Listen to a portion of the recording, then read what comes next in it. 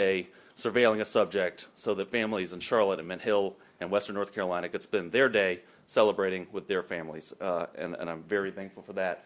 That is true public service. If you see a police officer or an FBI agent, please thank them for spending their holidays on this so that we all could spend our holidays with our families. I also want to thank the prosecutors in my office who also worked over the holidays getting a search warrant and an arrest warrant and making sure that the public was safe and that this terrorist attack was foiled. The defendant here is an 18-year-old named Christian Sturdivant.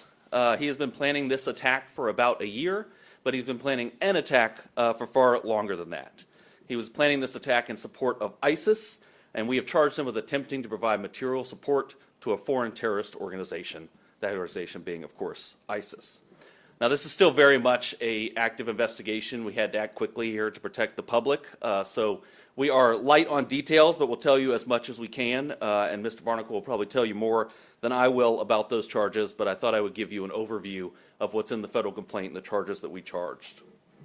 So Mr. Sturdivant started on the internet. He started reading ISIS material, started going to ISIS websites, making TikTok videos, and eventually reached out to what he thought was a member of ISIS. In reality, was an undercover agent with NYPD in New York. He pledged his allegiance to ISIS with that undercover agent, and he disclosed his plans to, quote, do jihad soon. He then met a second undercover with the FBI, who he also thought was an ISIS participant, and he started to be very specific with his plans. He talked with that undercover agent, again, who he thought was ISIS. He talked about where he was planning to do this attack, which was at a grocery store and a fast food restaurant in Mint Hill, places that we go every day and don't think that we may be harmed. He talked about what means he would use to kill innocent people. He said he was going to wear a Kevlar vest and attack people with knives and hammers.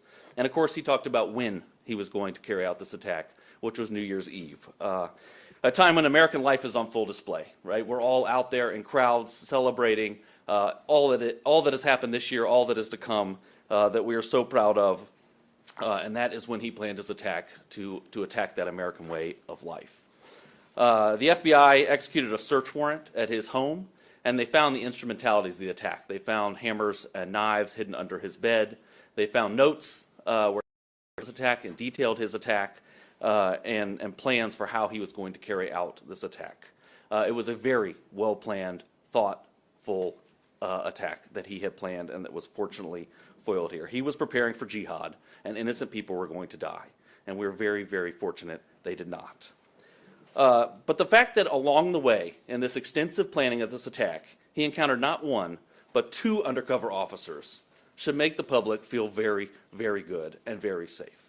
Because law enforcement is out there every day, and we know they have a lot to do. But they have people out there making sure that as people plan these terrorist attacks, they have stops so they find it. And they did find it here. And on Christmas, while we were all opening presents, they were sitting in a driveway making sure that the public was safe. And we're very, very appreciative of that. Mr. Sturdivant was arrested on New Year's Eve, the day he planned his attack. Of course, it did not become public today. It has been under seal until today. He made his initial appearance in federal court this morning, about an hour ago, and this case is now moving through the judicial process. So he will have a preliminary hearing after that and a detention hearing, and of course we will seek that he remain detained, but that's up to a federal judge on that issue. He faces a statutory maximum sentence of 20 years, but as I always tell you, every individual defendant gets a sentencing hearing where a judge takes into account a host of factors under the United States sentencing guidelines. They look at that individual defendant. The judge, he or she, looks at that individual defendant and makes a decision on sentencing, so we don't know what the ultimate sentence will be here. Originally, and I think it is notable, as part of their efforts, the FBI took Mr. Sturdivant to a state magistrate judge to try to have him involuntarily committed. And that was because he had threatened not only other people's lives, but in the process said that he planned to die by a policeman shooting him. So he had threatened other people's lives and self-harm, but the state magistrate judge denied involuntary commitment. Fortunately, the FBI did not give up then and continued to build a federal case and get the evidence they needed to charge him and detain him and keep everyone safe on New Year's Eve. And I'm very, very thankful for that because countless lives were saved here. On New Year's Eve, everyone is at the grocery store. We're all buying the things we need to celebrate, and we could have had a significant, significant loss of life and significant injury here. So we will be here at the federal level dedicated to making sure the public is safe, like we were in this case. And I know that there's a lot that goes on behind the scenes that's never public for investigative reasons, and it's very it brings me satisfaction to be able to tell the public what law enforcement is doing when you don't know it, and what's going on behind the scenes to keep everyone safe. So with that, I will turn it over to Special Agent in Charge Barnacle, who can tell you a little bit more about the details. Thank you, Mr. Ferguson, and thank you, Chief Hatley from the Mint Hill Police Department for your partnership in this investigation. My name is James Barnacle. I am the Special Agent in charge of the FBI here in North Carolina. Christian Sturtevant pledged his loyalty to ISIS and committed himself to killing Americans on New Year's Eve. This investigation unfolded quickly. From the moment the FBI was notified of a potential threat of a terrorist-inspired attack in North Carolina, we went all hands on deck. We assessed the credibility of the threat. The investigation lasted about 2 weeks, included numerous investigative techniques, partnerships with law enforcement agencies, and cooperation from the American public. This Christmas, the FBI and our partners worked to protect the American people. We did not let up until Sturtevant was safely in handcuffs. FBI special agents arrested him on December 31st as he was being released from a local medical facility. On Monday night, as Russ just said, the FBI's evidence response team conducted a search, an authorized search, at his home and on his cellular phone. What we found was a manifesto, which the federal complaint alleges contained detailed plans to execute a massacre on New Year's Eve as people shop, for the holidays. Without the swift action of the FBI Joint Terrorism Task Force, New York City Police Department, the Mint Hill Police Department, and our partners at the United States Attorney's Office for the Western District of North Carolina, we could be announcing a national tragedy. Instead, a terrorist attack was thwarted. Give a little background on Sturtevant. He's a U.S. citizen. He turned 18 in December of 2025. The JTTF collected evidence showing he turned his back on his country and his fellow citizens by pledging allegiance to ISIS with the intent of becoming a martyr. We allege Sturtevant was willing to sacrifice himself by committing a terrorist attack using knives and a hammer to support the murder, torture, and extreme violence that ISIS represents. We didn't just learn about him a few weeks ago. Sturtevant first came to the FBI's radar in January of 2022 when he was still a juvenile. He was in contact via social media with an unidentified ISIS member overseas. Sturtevant received direction from this unidentified ISIS member to dress in all black, knock on people's doors, and attack them with a hammer. In fact, Sturtevant did dress in all black. He left his house with a hammer, and fortunately, his family stepped in. Sturtevant, no charges were filed at that time. He was referred for psychological care, and he underwent psychological care, of which I don't know the details. The FBI was told he no longer had access to social media. On December 18th, a week prior to Christmas, the Charlotte field office learned it wasn't true that he was now back on social media. After several FBI offices around this country and the New York Police Department alerted the Charlotte JTTF of a TikTok account, username Abu Bakr al-Amerki, who made multiple posts in support of ISIS. Sturtevant was identified as the account holder. And with federal search warrants, the FBI obtained his previous posts to assess the extent of threats to the homeland. But according to the complaint, on or about December 12th, Sturtevant began communicating with an individual on multiple social media platforms. Unbeknownst to Sturtevant, he was talking to a government online covert employee. Within just a few days, Sturtevant direct messaged the online covert employee with a picture of 2 hammers and a knife. The message was significant since in recent years, an ISIS propaganda magazine promoted the use of knives to conduct terrorist attacks in Western countries. The same ISIS magazine which suggested using vehicles to ram crowds, like the terrorist attack last year on New Year's Day on Bourbon Street. The conversations between the undercover employee and Sturdivant escalated further. Sturdivant allegedly sent a voice recording pledging Bayat a loyalty oath to ISIS. And on December 20th, the direct messaging allegedly showed Sturdivant asking for help getting firearms, specifically weapons, guns, to carry out the terrorist attack at a food market here in Charlotte area. Thankfully, that did not occur. This investigation was conducted by several FBI field offices, the FBI Joint Terrorism Task Force, which includes the following members: the Charlotte Mecklenburg Police Department, the Matthews Police Department, the Monroe Police Department, the Bureau of Alcohol, Tobacco, Firearms, and Explosives, the United States Customs and Border Protection, the Federal Air Marshal Service, Homeland Security Investigations, Internal Revenue Service, IRS-CI, the United States Postal Inspection Service, U.S. Citizenship and Immigration Services. Also, the NYPD, the FBI New York JTTF, the FBI Columbia Division, and the Mint Hill Police Department were instrumental in thwarting this attack. And of course, alongside our partners at the U.S. Attorney's Office in the Western District of North Carolina, and the Department of Justice. This investigation highlights the very real threat posed by people who self-radicalize online and are inspired by jihadist ideologies espoused by foreign terrorist organizations. They seek to attack soft targets with easily accessible weapons and with little to no warning.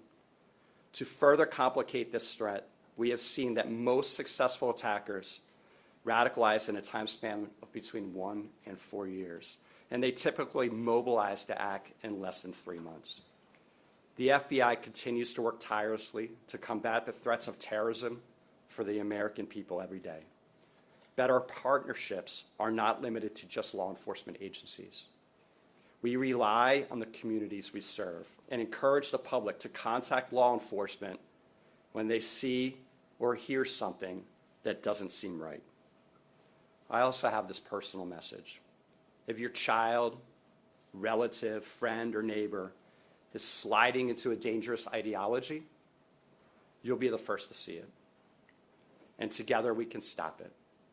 The threats we face are bigger than any one law enforcement or intelligence agency, requiring everyone who hears this message to work together to keep people safe.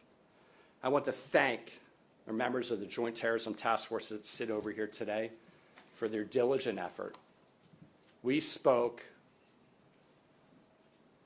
I can't tell you the number of hours, and this is not an attaboy to the FBI or our partners. They worked nonstop for about 14 days, 24/7, digging through everything we had and keeping surveillance on this subject so we could intervene if he were to potentially attack. Through Christmas Eve, every single day, all weekend. So thank you for your commitment to keeping America safe. With that, turn it over to Mr. Ferguson for any questions you may have. Well, thank you. And let me reiterate my thanks to the Joint Terrorism Task Force, to the Mint Hill Police Department, and of course to the prosecutors in my office who worked on this. So, Jennifer, yeah. Hi, Jennifer with Special News, North Carolina. Can you clarify where the planned attacks in Mint Hill, like which grocery store and which restaurant this was expected to take place at? I don't believe it's public yet which grocery store and which fast food restaurant. I can tell you they were in Mint Hill. And as the investigation moves forward, I'm sure that will become public, but it's not at this point. It's on still under investigation. One more follow-up Sure, of question. course. Make sure I understood that correctly. Did you say that the arrest took place after he received medical attention? Did I hear that correctly? No. So the FBI went to a state magistrate judge to try to get him involuntarily committed for medical attention, and it was denied by the state magistrate. Thank you. Whether he got medical attention after that, I don't know. Yes. Hi, Joe Murphy from Charlotte Observer. I was wondering, why did the judge, magistrate, deny? And we were not involved in the state court hearing. Obviously, we deal in federal court here. From what I understand, it was a very short hearing, and I don't know of any reasoning given. When was it? Yeah. That was Monday night, Late Monday night. In Mint Hill or Mecklenburg County, here in Charlotte, or, Mecklenburg County. Correct. thank you. Hunter, yeah. Hunter with Channel 9. Following up on that, Burger King is listed in the actual document with a grocery store nearby. The only grocery store nearby is Harris Teeter. Is that confirming it? So the subject worked at Burger King.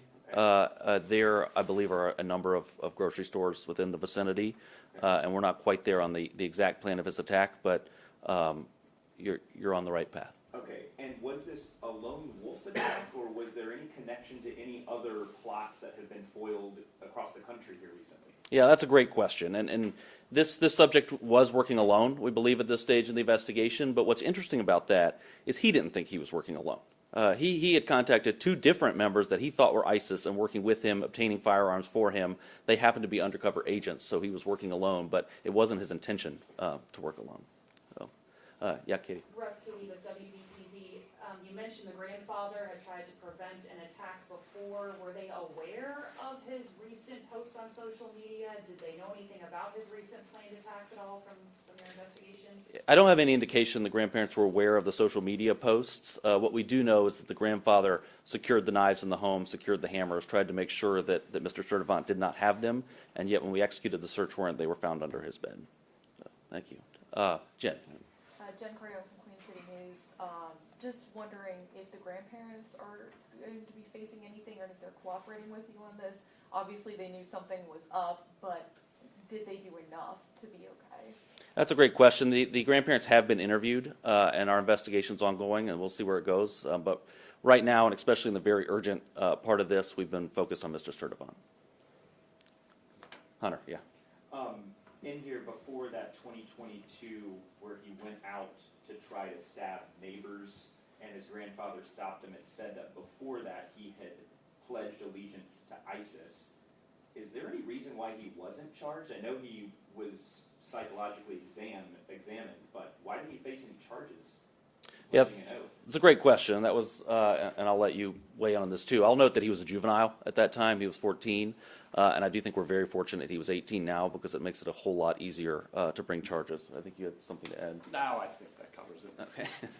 Thank you. Yeah, Diane. Sorry, just following up on that too. Was that something known at the time in 2022 that he was trying to stab or kill a neighbor, or was that determined at a later investigation? No.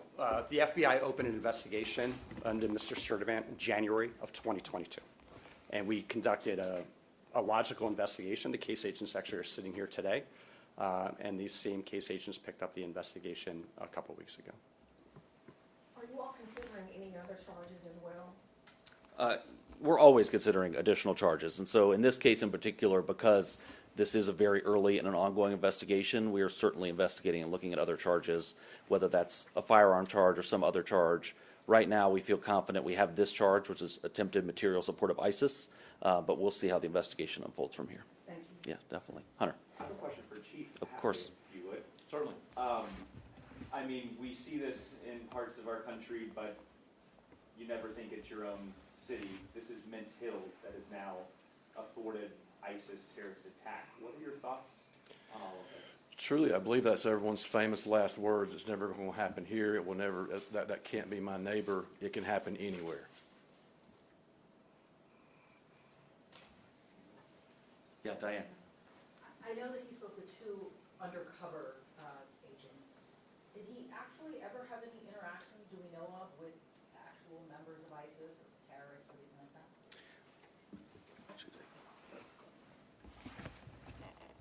He was a prolific poster in social media, and he also went into various social media chat rooms and engaged with other people. We are leaving no stone unturned here. Our investigation is not over at all. We are looking to find out if there are any associates, if there are any friends, if there are any people he were working with, whether it's domestically here in the United States or overseas. We have ruled out additional threats from him in the United States. we are communicating with domestic and international partners for potential other avenues of investigation. Russ, Katie Yeah, Katie. again, we just saw that thwarted attack in Seattle as well. Should we be concerned about this becoming a persistent problem in the Western District of North Carolina? I sure hope not. I mean, I think that we should feel comfort that the FBI was there and that this defendant not only encountered one undercover agent, but encountered two, one with NYPD and one with the FBI, which I think shows you what's going on behind the scenes to protect the public. Of course, everyone should be vigilant. We all know the adage, if you see something, say something, which seems kind of ridiculous at this point, but it remains true.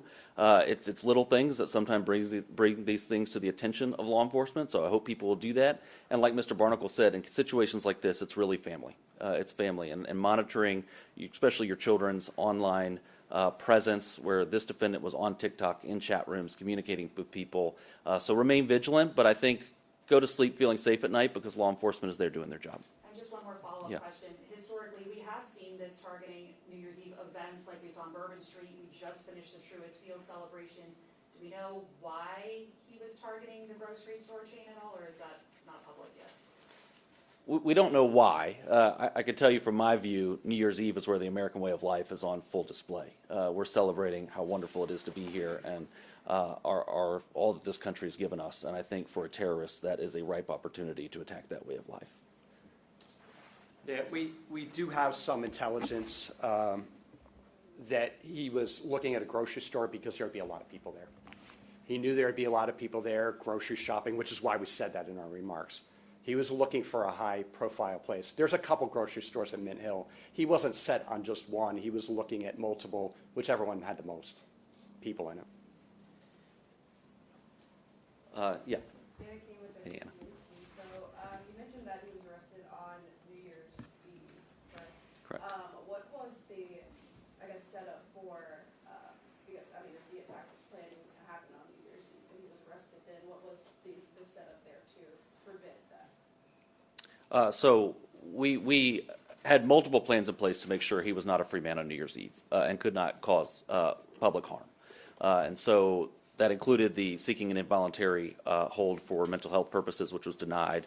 Ultimately, the arrest was made on New Year's Eve to make sure that he was safely behind bars on New Year's Eve.